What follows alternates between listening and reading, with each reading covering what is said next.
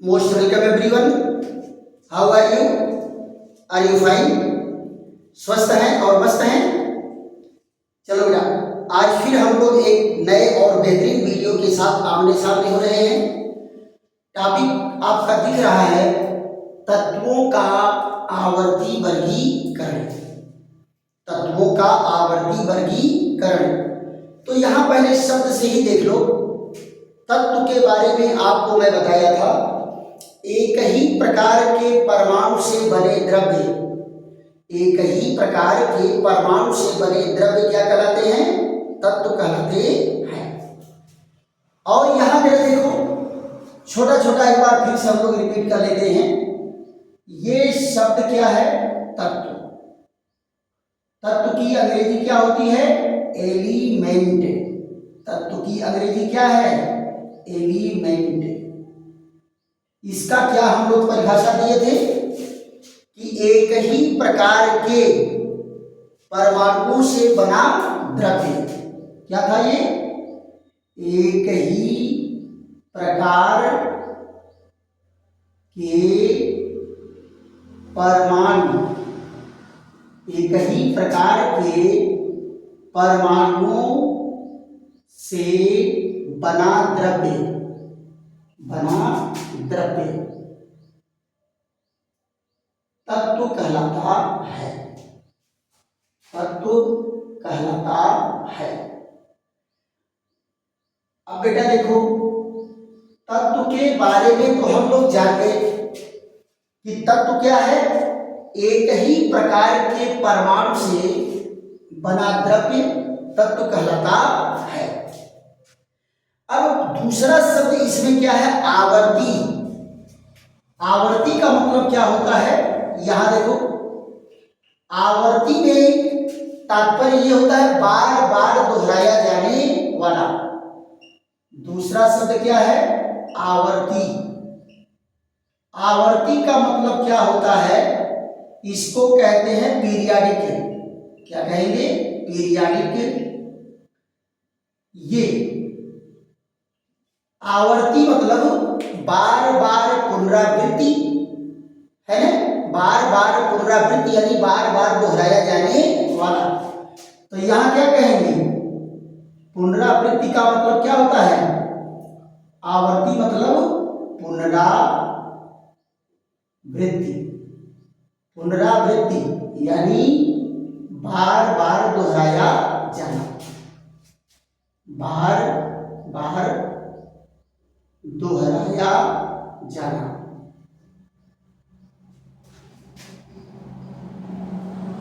अच्छा ये बताओ, कुछ आवर्त गति वाली चीजें आपको दिख रही होंगी, जैसे पंखा है, एक ही आवर्त गति को बार बार दोहराता है, एक ही मार्ग को बार बार दोहराता है।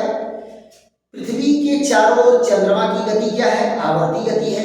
सूर्य के चारों ओर पृथ्वी की क्या है? आवर्ती गति है। तो बार बार रिपीट होने वाले को क्या कहते हैं? आवर्ती कहते हैं। देखो बेटा, तत्वों के वर्गीकरण में सबसे बड़ी बात यह रही कि इनको वर्गीकरण किसके आधार पर किया जाए। जब तत्व संख्या में ज्यादा होने लगे, जब तक मान लो तत्वों की संख्या 1 थी, 2 थी, 4 थी, तब तक अलग अलग चैप्टर बना करके इनका अध्ययन करना आसान था। लेकिन जब इनकी संख्या 50, 60, 70 तक पहुंचने लगी, तो वैज्ञानिकों को यह अनुभव हुआ कि अब तत्वों को एक ग्रुप बना करके अध्ययन करने की जरूरत है, यानी समूह में बना करके समान गुण वाले तत्वों को एक समूह में रखिए और उनके आधार पर अध्ययन किया जाए। तो सबसे बड़ी समस्या थी कि किस बेस पर इनको वर्गीकरण किया जाए। तो बहुत सारे वैज्ञानिक इसमें जो है योगदान दिए। उनमें से कुछ वैज्ञानिकों के बारे में हम लोग चर्चा करेंगे कि उनका क्या योगदान है। तो उसमें सबसे पहले वैज्ञानिक क्या आए? डोबेराइनर। डोबेराइनर ये बताए कि परमाणु भार से द्रव्यमान के गुणों में कुछ संबंध है। तत्वों के परमाणु भार से उनके गुणों में कुछ न कुछ तो संबंध है। अब जैसे मान लो एक स्कूल है, स्कूल में 500 बच्चे हैं और 10 टीचर 12 टीचर मिलकर के सारे बच्चों को पढ़ा देते हैं। कैसे पढ़ा देते हैं? क्यों? क्योंकि बच्चों का ग्रुप बनाया गया है। LKG है, UKG है, प्रथम है, द्वितीय है, इस तरह से करके ग्रुप बनाया गया है और वो सारे टीचर पारी पारा सबको पढ़ा देते हैं। अगर आप अंदाज लगाओ, एक एक बच्चे को अगर अलग अलग करके पढ़ाना होता तो क्या पढ़ाना संभव था? नहीं पढ़ाया जा सकता था। उसी तरह से जब तत्वों की संख्या बहुत ज्यादा हो गई तो क्या एक एक तत्व का अध्ययन करना इतना आसान काम है? नहीं। इसलिए जरूरत महसूस हुई कि अब इनको समूह बना करके अध्ययन किया जाए। अब जैसे मान लो बच्चों को अगर डिवाइड करना तो उसका एक तरीका हो सकता है कि उम्र के अनुसार डिवाइड किया जाए कि 5 साल से 6 साल वाले बच्चों का एक ग्रुप होगा, 4 से 5 साल वाले बच्चों का एक ग्रुप होगा, या ऐसे डिवाइड किया जाए। या तो बच्चों को तराजू पर तौल तौल करके ग्रुप बनाया जाए, या तो उनकी लंबाई के आधार पर ग्रुप बनाया जाए, या तो उनका मेंटल टैलेंट के आधार पर बनाया जाए। कोई तो बेस चुनना पड़ेगा। तो पहले वैज्ञानिकों को सबसे बड़ी समस्या यह आई कि वर्गीकरण किया जाए तो किसके आधार पर किया जाए, राइट? तो इसमें वैज्ञानिक थे कौन? डोबेराइनर। डोबेराइनर क्या बताए कि इनके परमाणु भार में और इनके गुणों में कुछ न कुछ संबंध है, लेकिन एक बेस दे दिए किसको? परमाणु भार को, कि परमाणु भार के आधार पर इनका वर्गीकरण किया जाए। तो सबसे पहले हम लोग किसको पढ़ेंगे? डोबेराइनर का त्रिक नियम। क्या पढ़ेंगे बेटा? डोबेराइनर का त्रिक नियम। डोबेराइनर का त्रिक नियम क्या है, जरा इसको ध्यान देने की जरूरत है। डोबेराइनर क्या कहे कि यदि समान गुण वाले तत्वों को उनके बढ़ते हुए परमाणु भार के क्रम में रखेंगे तो पहले तत्व के परमाणु भार और तीसरे तत्व के परमाणु भार के योग का अगर हम मध्यमान ले रहे हैं, मीन ले रहे हैं, तो वो बीच वाले तत्व के परमाणु भार के बराबर होगा, लगभग बराबर होगा। तो क्या कहे डोबेराइनर? क्या कहे? यदि समान गुण वाले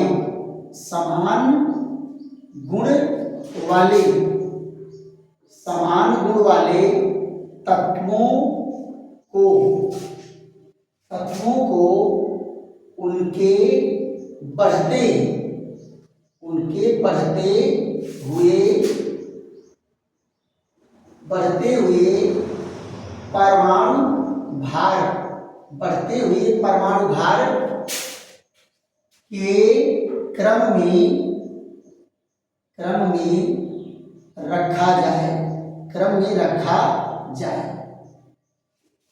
तो प्रथम तत्व व तीसरे तत्व के परमाणु भारों का योग का मध्यमान यानी इनका मीन, मध्यमान बीच वाले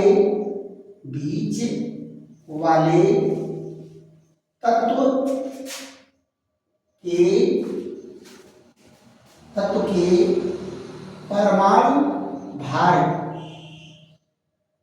के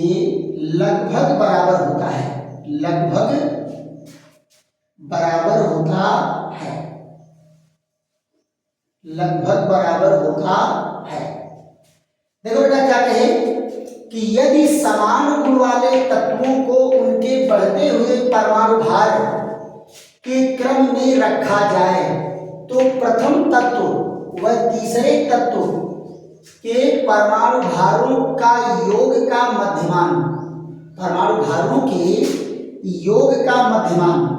परमाणु भारों के योग का मध्यमान बीच वाले तत्व के परमाणु भार के लगभग बराबर होता है, लगभग बराबर होता है। तो जरा इनके ट्राइएड्स को देख लिया जाए कि ये ट्राइएड कैसे बनाए हैं, कितने ट्राइएड्स बनाए हैं। इनकी सबसे बड़ी कमजोरी थी कि इनके समय में तत्वों की संख्या लगभग 50-60 की थी, लेकिन बड़ी मुश्किल से केवल 3-4 ट्राइएड्स बना पाए। इसलिए इनको बहुत ज्यादा सफलता नहीं मिली, लेकिन एक आधार दे दिए कि द्रव्यमान में और उनके गुण में कुछ संबंध है, परमाणु भार में और उनके गुणों में कुछ न कुछ संबंध है, और वैज्ञानिकों को बेस मिल गया आगे बढ़ने के लिए। तो आप जरा देखो, पहला ट्राइएड्स इनका क्या है, ये है लिथियम, सोडियम और पोटेशियम। तो लिथियम का परमाणु भार होता है 7 और इसका होता है 39। तो क्या कहें, 7 और 39 को जोड़ के 2 से भाग देंगे तो ये कितना हो जाएगा, ये आपका हो गया 46/2 यानी 23। तो सोडियम का परमाणु भार 23 होता है। ये तो आ गया कि दोनों के मध्यमान क्या है, बीच वाले तत्व के परमाणु भार के लगभग बराबर होगा। दूसरा जरा देख लो, दूसरा ट्राइएड्स ये है क्लोरीन 35.5 और ये है ब्रोमीन, और इसका कितना है आयोडीन। आयोडीन का कितना होता है 127। तो यहाँ देखिए 35.5 और 127 और दोनों का योग का क्या होगा, मध्यमान होगा। तो इन दोनों को जोड़ेंगे, यहाँ क्या आएगा, यहाँ देखो 7 5 12 है और 3 2 5 1 है 6। ये यहाँ देखिए 2 से इनको काटेंगे तो क्या गया, 2/16 2 का 2 और यहाँ 2 यानी कि क्या है 2 दूनी 4, 2 दूनी 4 1 बचा। तो यहाँ देखिए इतना आएगा, कितना आ गया बेटा 81.25, 81.25। तो यहाँ जरा देखो 81.25 इसका परमाणु भार तो लगभग में आया है। किसमें आया है, लगभग में। ब्रोमीन का कितना होता है 80 होता है, ब्रोमीन का कितना होता है 80 होता है। तो लगभग में आया कि नहीं आया। तीसरा जरा एग्जांपल देखो, तीसरे एग्जांपल में क्या कहे, कैल्शियम है और उसके बाद क्या है स्ट्रेंशियम है और ये बेरियम है। तो यह जो कैल्शियम का कितना होता है 40, बेरिलियम कितना है 137।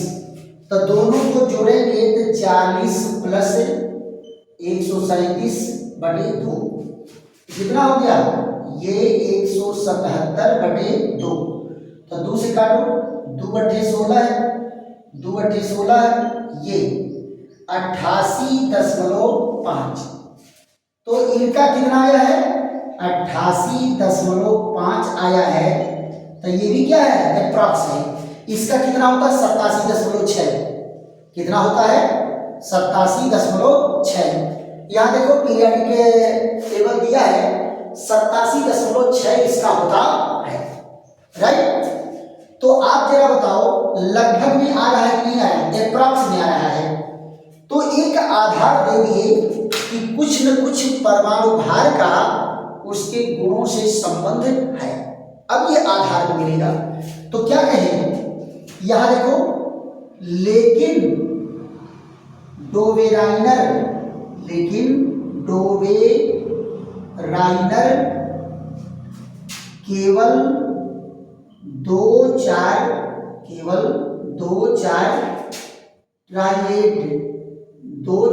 ट्राइएड्स ही बना पाए। अतः सभी तत्वों का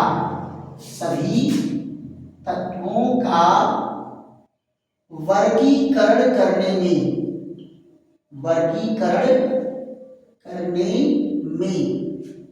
असफल रहे। देखो बेटा क्या है कि डोबेराइनर बस खाली 2-4 ट्रिक बना पाया। जरा बताओ, इनके समय में तत्वों की संख्या 50-60 के ऊपर थी। और ये बना कितना पाए? केवल 3-3 करके अगर 4 बनाए तो 12 तत्वों का एडजस्ट किए। तो वर्गीकरण तो नहीं कर पाए, लेकिन एक आधार जरूर दे दिए कि कुछ न कुछ जो है परमाणु भार और उनके गुण में संबंध है। फिर उसके बाद दूसरे नंबर के वैज्ञानिक आए, उनका क्या नाम था? न्यूलैंड। न्यूलैंड का बेटा ऑक्टेव रूल आया। तो न्यूलैंड तो एकदम पकड़ लिए संगीत के स्वरों को। क्या पकड़ लिए? संगीत के स्वरों को। क्या कहे? जैसे संगीत के स्वरों में आने वाला हर 8वां स्वर पहले स्वर के समान होता है, वैसे अगर तत्वों को बढ़ते हुए परमाणु भार के क्रम में रखेंगे तो आने वाला हर 8वां तत्व अपने पहले तत्व के समान गुण वाला होता है। तो डोबेराइनर भी आधार क्या पा गए थे? परमाणु भार।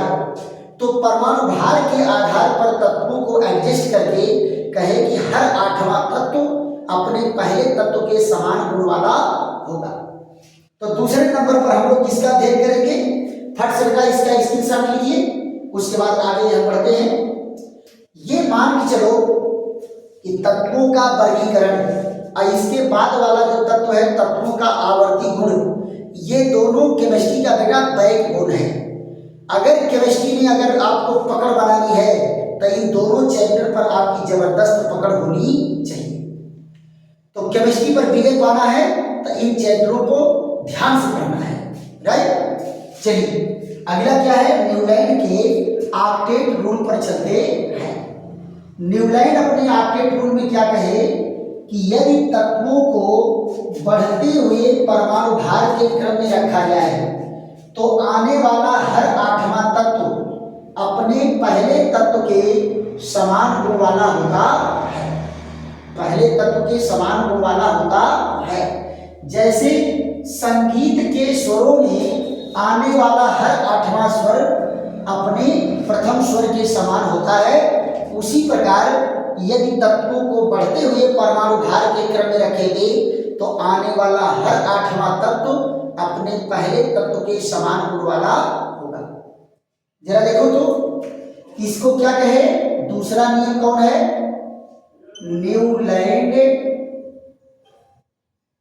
न्यूलैंड का ऑक्टेव रूल। न्यूलैंड का ऑक्टेव नियम। न्यूलैंड का ऑक्टेव नियम। जरा इनको ध्यान से देखिए, ये क्या कहे? नियम में अपने क्या कहे? जैसे संगीत के स्वरों में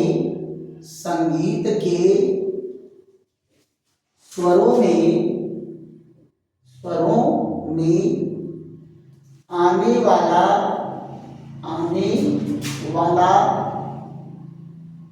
हर 8वां स्वर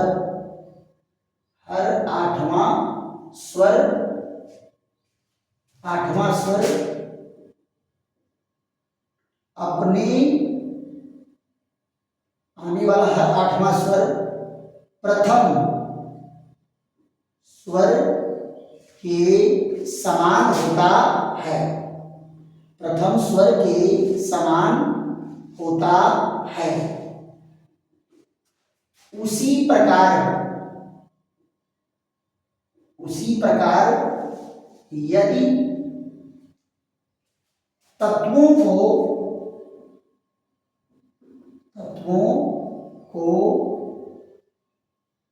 उनके बढ़ते हुए परमाणु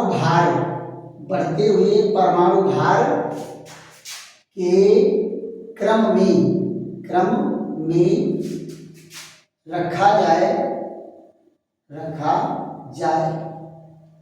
तो आने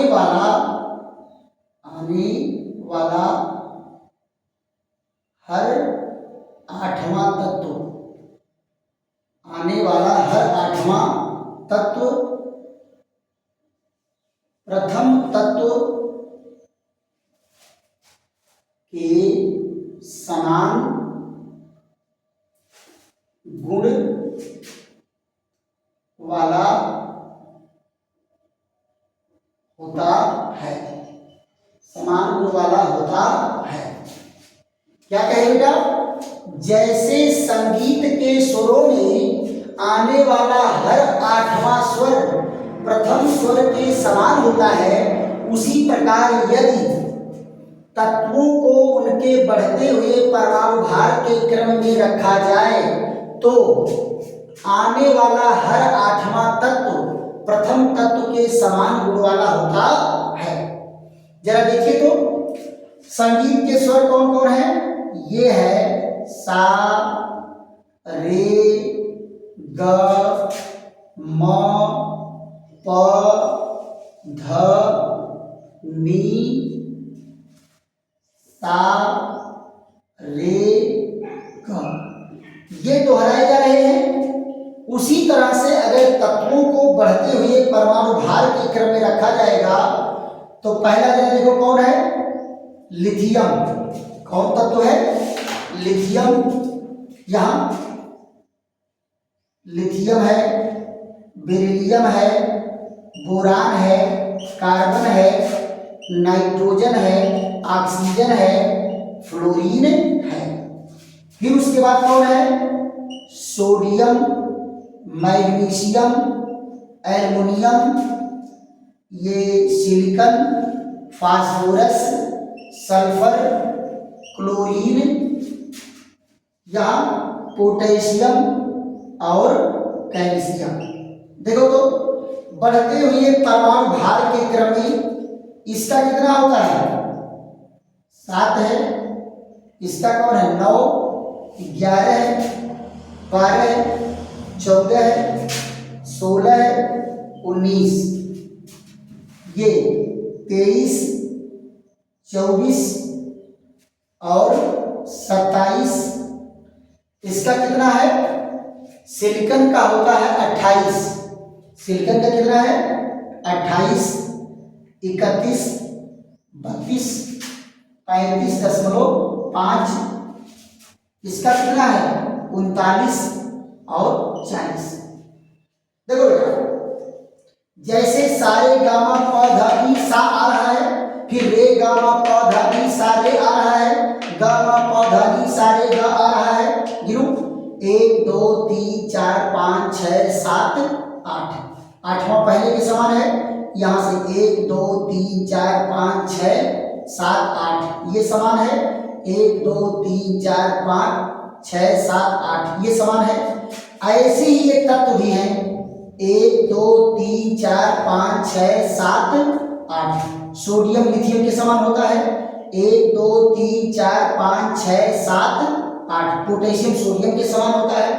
यहां से 1 2 3 4 5 6 7 8। मैग्नीशियम बेरिलियम के समान 1 2 3 4 5 6 7 8।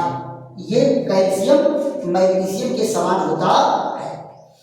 लेकिन इनमें सबसे बड़ी समस्या थी कि जब ये नियम दिए थे उस समय अक्रिय गैसों की खोज नहीं हुई थी। उस समय किसकी खोज नहीं हुई थी?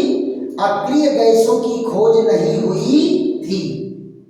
और जब अक्रिय गैसों की खोज हो गई तो आठवें तत्व के जगह पर कौन आके बैठ गया? अक्रिय गैसें आकर के बैठ गई। कौन आकर के बैठ गया? अक्रिय गैसें आकर के आठवीं जगह पर बैठ गई। इसलिए आठवें तत्व का नियम ही फेल हो गया। क्या हुआ? जब तक अक्रिय गैसों की खोज नहीं हुई थी तब तक तो ये बल्ले बल्ले रहा, कोई टेंशन नहीं। लेकिन जैसे ही अक्रिय गैसों की खोज हुई वैसे ही आठवें तत्व के जगह पर कौन आ गया? अक्रिय गैसें। इनका नियम फेल। लेकिन डोबेराइनर के नियम को कुछ आगे बढ़ाए कि परमाणु भार में और तत्वों के गुणों की पुनरावृत्ति में कुछ संबंध है।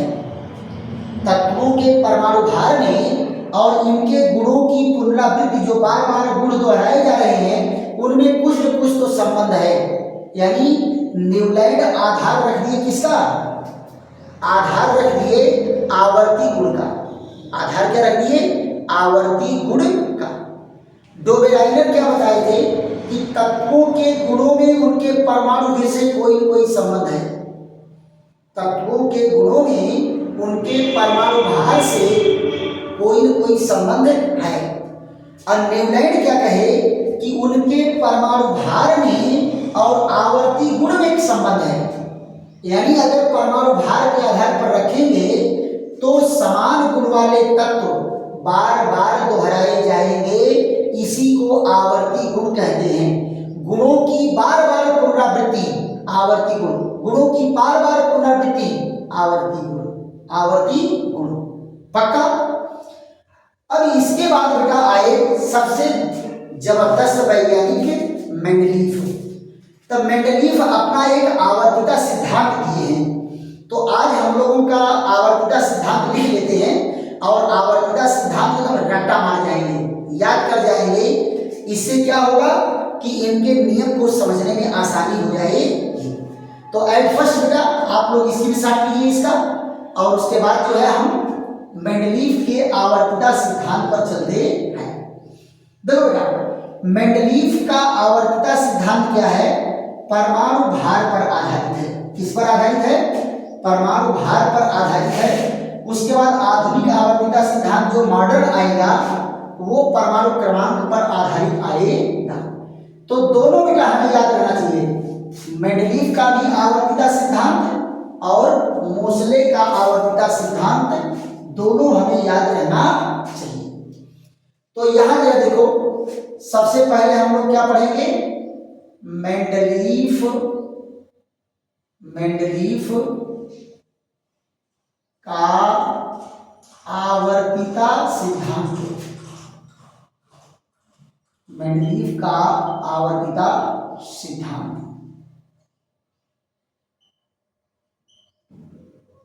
ये मेंडलीफ का आवर्तिता सिद्धांत क्या है, जरा इनको देखो तो क्या कहे, इन्वर्टेड कामा में इनको लिख लेते हैं, तत्वों के भौतिक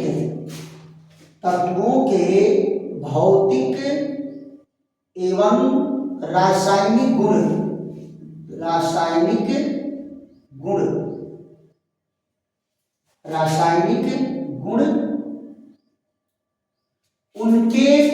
उनके परमाणु भारों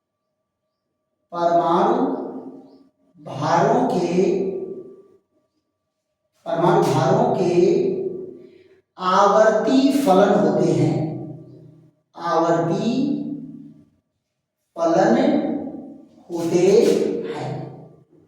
आवर्ती फलन होते हैं। इन्वर्टेड कामा बंद। क्या कहे, तत्वों के भौतिक एवं रासायनिक गुण उनके परमाणु भारों के आवर्ती फलन होते हैं। अर्थात क्या कहा गया, अर्थात यदि तत्वों को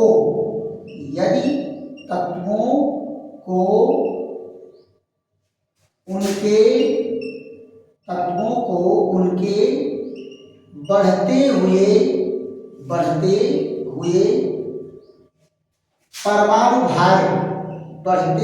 परमाणु भार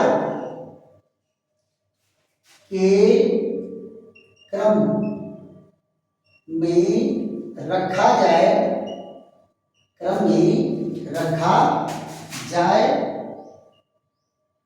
तो एक निश्चित अंतराल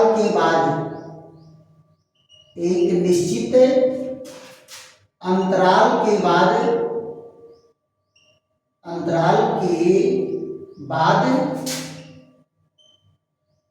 समान गुण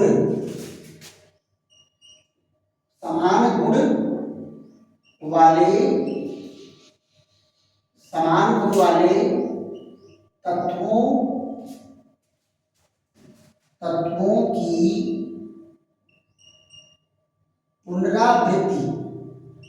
की पुनरावृत्ति होती है, समान गुण वाले तत्वों की पुनरावृत्ति होती है। यही बेटा इनका आवर्तता का नियम है। क्या कहे? तत्वों के भौतिक एवं रासायनिक गुण उनके परमाणु भारों के आवर्ती फलन होते हैं। तो इसको अपनी भाषा में कैसे समझेंगे? यदि तत्वों को उनके बढ़ते हुए परमाणु भार के क्रम में रखा जाए तो एक निश्चित अंतराल के बाद समान गुण वाले तत्वों की पुनरावृत्ति होती है, यानी समान गुण वाले तत्व बार बार घूम करके आएंगे। अब यहाँ 8वां 9वां 10वां की कहानी नहीं है। क्या कहे? तत्वों को अगर बढ़ते हुए परमाणु भार के क्रम में रखेंगे तो एक निश्चित अंतराल के बाद समान गुण वाले तत्वों की पुनरावृत्ति होगी। तो बेटा इसको क्या करोगे? इस रूल को लिख करके टिल लाइफ, पूरे जीवन भर के लिए याद कर जाना है कि कभी ये भूले ना। अगले डेट में हमारी आपकी चर्चा जो है मेंडलीव की आवर्त सारणी पर चलेगी। तो मेंडलीव की मूल आवर्त सारणी वो क्या दिए हैं, फिर उसमें क्या संशोधन किया गया है, मेंडलीव की आवर्त सारणी के क्या गुण हैं, क्या दोष हैं, इन सारी चीजों पर चर्चा करते हुए फिर हम लोग मॉडर्न पीरियडिक टेबल पर चलेंगे। तो आशा है कि आप लोगों को वीडियो समझ में आ रहा होगा, और अगर बेटा वीडियो समझ में आ रहा है तो खूब लाइक करो, शेयर करो, सब्सक्राइब करो, और दोस्तों मित्रों को भी बताओ कि चलो केमिस्ट्री जो है जानदार पढ़ाया जा रहा है, और केमिस्ट्री मेहनत करके पढ़ते हैं और अपने लाइफ को, अपने कैरियर को केमिस्ट्री में तैयार करते हैं। चलिए फिर ऐसे ही बेहतरीन वीडियो के साथ हमारी आपकी फिर मुलाकात होगी। तब तक के लिए विश्राम। थैंक यू, धन्यवाद।